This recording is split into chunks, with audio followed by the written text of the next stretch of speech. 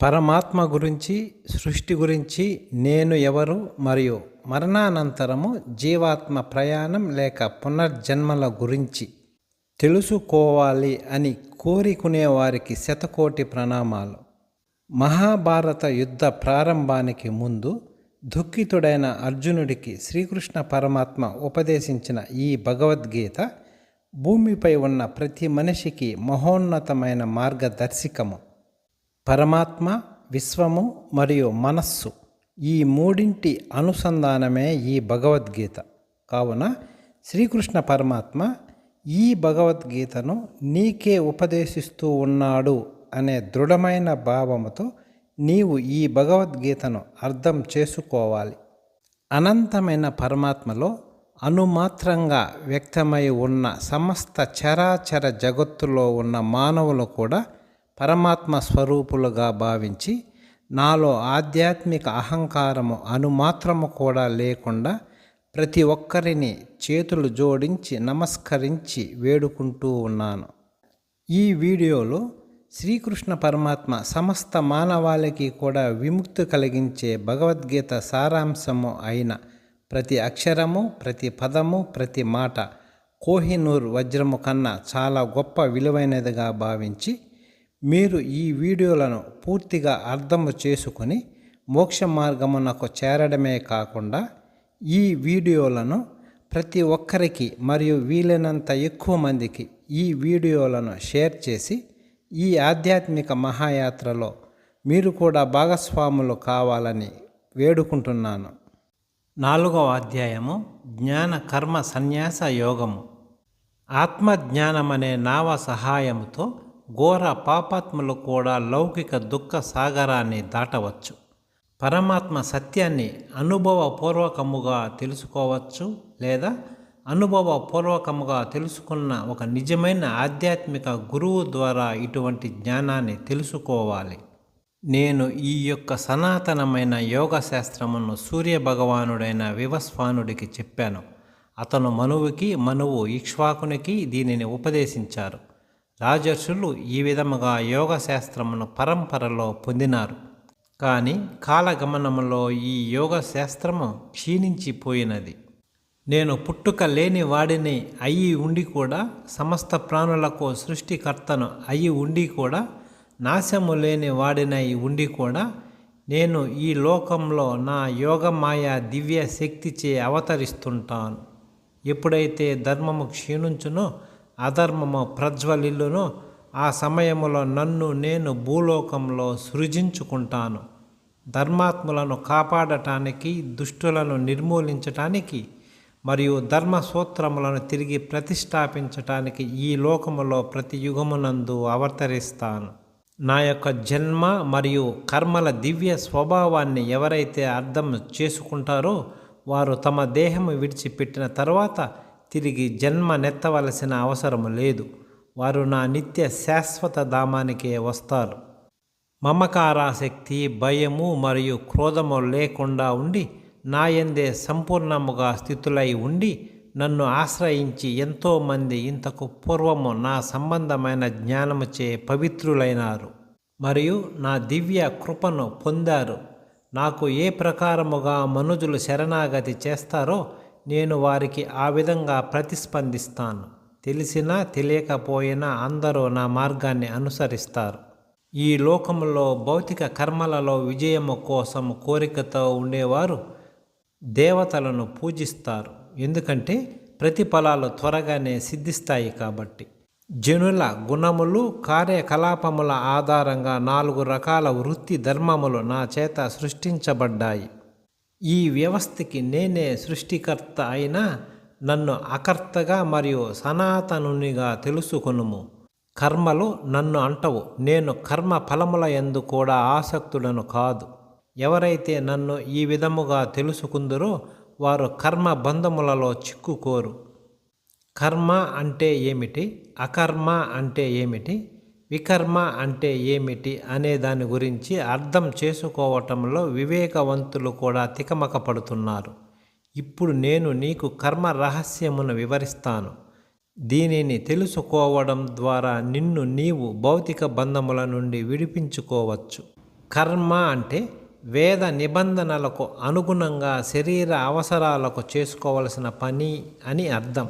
వికర్మ అంటే వేద నిబంధనలకు విరుద్ధమైన కోరికలతో కూడిన ఇంద్రియ వాంఛల అవసరార్థం చేసే పాపపు పని.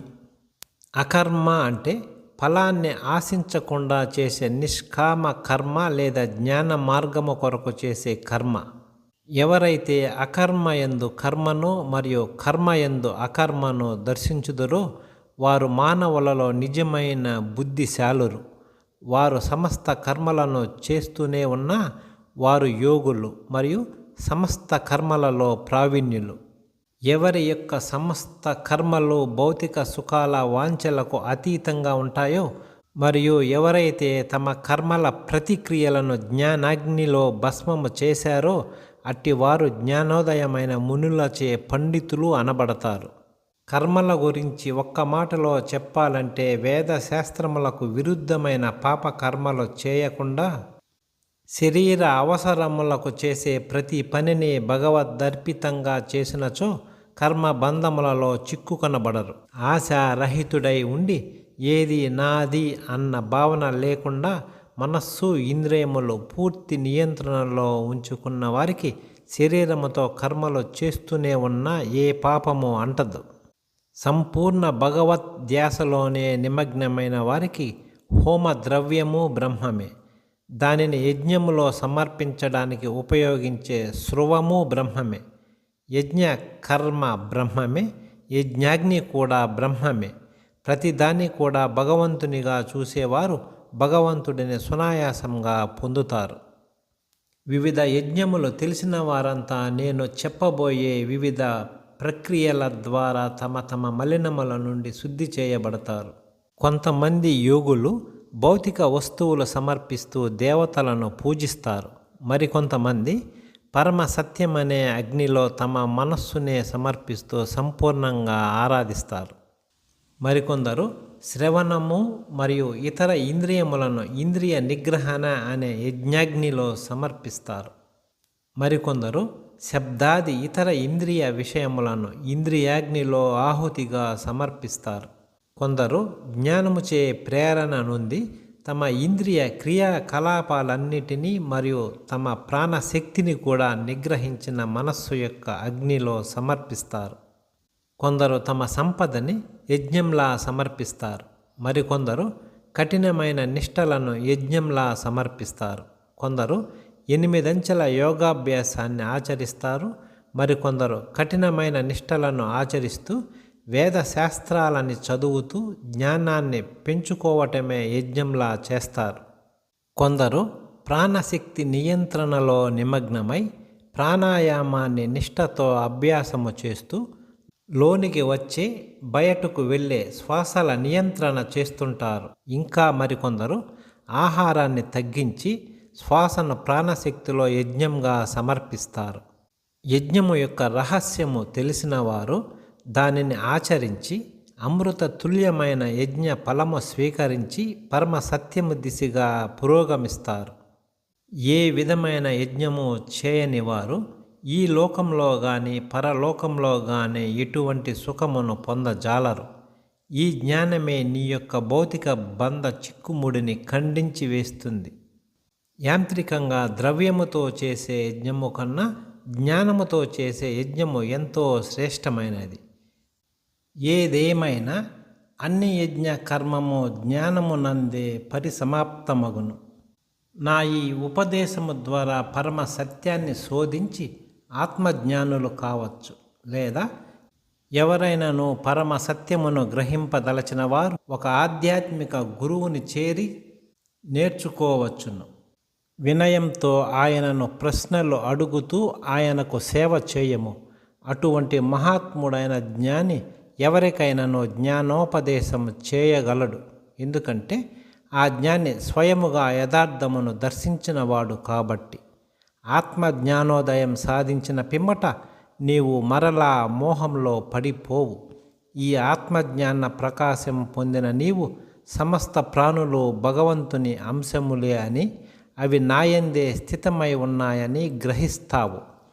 పాపాత్ములందరికంటే పరమ పాపిష్టి వారు అని పరిగణించబడిన వారు కూడా ఈ ప్రాపంచిక భవసాగరాన్ని ఆధ్యాత్మిక దివ్య జ్ఞానమనే పడవలో స్థితులై ఉండి దాటిపోవచ్చు. ఎలాగైతే ప్రజ్వలించే అగ్ని కట్టెలను భస్మము చేయునో, ఆత్మజ్ఞానాగ్ని కూడా భౌతిక కర్మల నుండి జనించే ప్రతిక్రియలన్నింటినీ భస్మము చేయును. ఈ లోకంలో దివ్య ఆధ్యాత్మిక జ్ఞానము కంటే పవిత్రమొనర్చేది వేరే ఏమీ లేదు. చాలా కాలం యోగ సాధనతో అంతఃకరణ శుద్ధి సాధించిన తర్వాత కాలక్రమములో ఈ దివ్య ఆధ్యాత్మిక జ్ఞానం సాధకుని హృదయంలో పొందబడుతుంది. గాఢమైన శ్రద్ధ విశ్వాసాలు కలవారు మరియు తమ మనో ఇంద్రియములను నియంత్రణ చేసే అభ్యాసము చేసిన వారు దివ్య ఆధ్యాత్మిక జ్ఞానాన్ని పొందుతారు.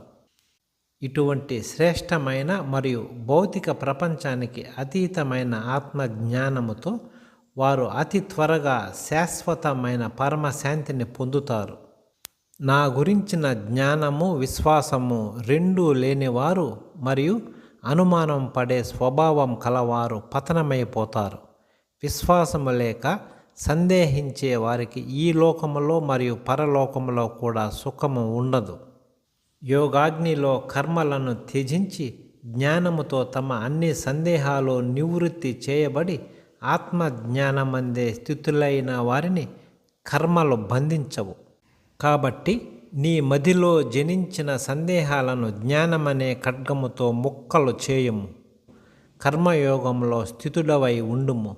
లెమ్ము, నీ కర్తవ్య నిర్వహణ చేయుము. ఈ అధ్యాయము సమాప్తము. తదుపరి భగవద్గీత అధ్యాయము కొరకు తప్పకుండా సబ్స్క్రైబ్ చేసుకోగలరు.